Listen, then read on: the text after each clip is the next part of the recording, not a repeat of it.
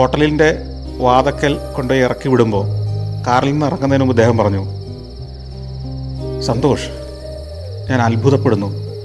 നിങ്ങളെപ്പോലെ ചെയ്യുന്ന തൊഴിലിൽ ഇത്രയേറെ കമ്മിറ്റഡായ, ഒരു നിമിഷം പോലും വിശ്രമിക്കാതെ ജോലി ചെയ്യുന്ന നിങ്ങളുടെ ഈ പ്രവൃത്തി രീതി എന്നെ അത്ഭുതപ്പെടുത്തുന്നു. നിങ്ങൾ ഓരോ ദൃശ്യങ്ങൾക്കും വേണ്ടി എന്നോട് ഫൈറ്റ് ചെയ്തത് ഞാൻ ഓർക്കുന്നു.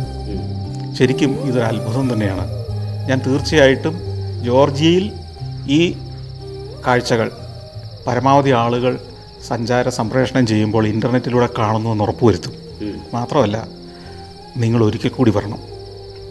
നമുക്ക് 2 പേർക്കും കൂടി ഒരാഴ്ച നീണ്ടു നിൽക്കുന്നൊരു യാത്ര നടത്തണം. അപ്പോൾ നിങ്ങൾ വരുമ്പോൾ നിങ്ങളുടെ ഭാര്യയെയും കുട്ടികളെയും കൂടെ കൊണ്ടുവരണം. ഞാൻ എൻ്റെ ഭാര്യയെയും കുട്ടികളെയും കൂടെ കൂട്ടും. നമുക്ക് ഒന്നിച്ച് 7-8 ദിവസം ജോർജിയയുടെ ഗ്രാമങ്ങളിലൂടെ പോകാം. ജോർജിയയുടെ എല്ലാ കാഴ്ചകളിലേക്കും നിങ്ങളെ കൊണ്ടുപോകാം. ഇതുകൊണ്ടും തീർന്നില്ല. സഞ്ചാര സംപ്രേഷണം ചെയ്യുന്ന ഓരോ ദിവസവും വൈകുന്നേരം ഷോട്ടയുടെ ഒരു കോള് വരുമായിരുന്നു. ഷോട്ടയും വീട്ടുകാരും സുഹൃത്തുക്കളും ഹോസ്പിറ്റലിലെ സഹപ്രവർത്തകരുമൊക്കെ ആ നേരം പണിയെല്ലാം മാറ്റിവെച്ച് ഇൻ്റർനെറ്റിന് മുമ്പിൽ സഞ്ചാരത്തിൻ്റെ ജോർജിയൻ കാഴ്ചകൾ കണ്ടിരിക്കുമായിരുന്നു.